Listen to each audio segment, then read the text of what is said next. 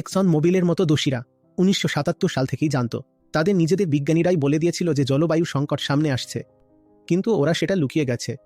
বরং ওরা জলবায়ু পরিবর্তন অস্বীকারীদের অর্থ দিয়ে সাহায্য করেছে। আর ওই তেল কোম্পানিগুলো, এনার্জি কোম্পানিগুলো, ওরা সবাইকে টাকা দিচ্ছে। মিডিয়া, বিশ্ববিদ্যালয়, নির্বাচন, সব কিছুতেই তারা অর্থায়ন করছে। আর তারা ক্রমাগত জলবায়ু সংকট অস্বীকার করে যাচ্ছে। তারা এটাকে গুজব বলে দাবি করছে। আবার তারা ডিস্ট্রাকশন তৈরি করছে। তারা বলছে আমরা এমন মেশিন বানাবো যেটা কার্বনকে আটকে রাখবে। যখনই তুমি শোনো যে বায়ুমণ্ডলীয় কার্বন মাটিতে ফিরিয়ে দেওয়া যাবে বা আরও বেশি কার্বন নির্গমন করার লাইসেন্স পাওয়া যাবে, তখন তুমি বলবে এতে কোনো সমস্যা নেই, একটা মেশিন বানানো হয়েছে যেটা বায়ুমণ্ডলের সব কার্বন শুষে নেবে, তাহলে আমি তো নির্দ্বিধায় কার্বন ছাড়তে পারি। এবং এটা হচ্ছে ওই কার্বন অস্বীকারীদের অপপ্রচার। কখনো কখনো তারা বলেন না, জলবায়ু পরিবর্তন আছে ঠিকই, কিন্তু এটা অ্যান্থ্রোপোজেনিক নয়, যার মানে হলো এটা মনুষ্য সৃষ্ট নয়। এটা নাকি প্রকৃতির স্বাভাবিক চক্রের অংশ।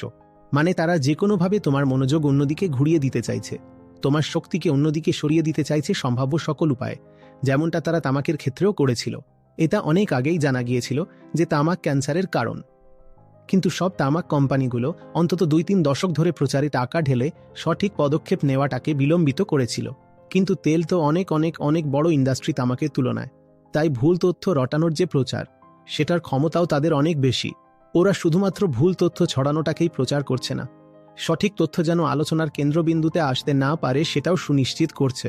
কতবার টিভি চ্যানেলে তুমি কার্বনের ওপর বিতর্ক হতে দেখতে পাও, এমনকি সোশ্যাল মিডিয়াতেও কতবার দেখো জলবায়ু সংকট নিয়ে আলোচনা হচ্ছে, কিংবা ফ্যামিলি গ্রুপে কতবার তুমি সেখানে পৃথিবীর ভবিষ্যৎ নিয়ে, কার্বন নিঃসরণ নিয়ে, বন ধ্বংস আর জীববৈচিত্র্যের ক্ষয় নিয়ে আলোচনা হতে দেখো। এগুলো কি ফ্যামিলি গ্রুপগুলোতে আলোচনা করা হচ্ছে? না তো, কারণ মিডিয়া আমাদের মাথা ভরিয়ে দিয়েছে ডিস্ট্রাকশন দিয়ে, যাতে আমরা আসল বিষয়ে দৃষ্টিপাত না করি। এটা সুচিন্তিত একটা ষড়যন্ত্র।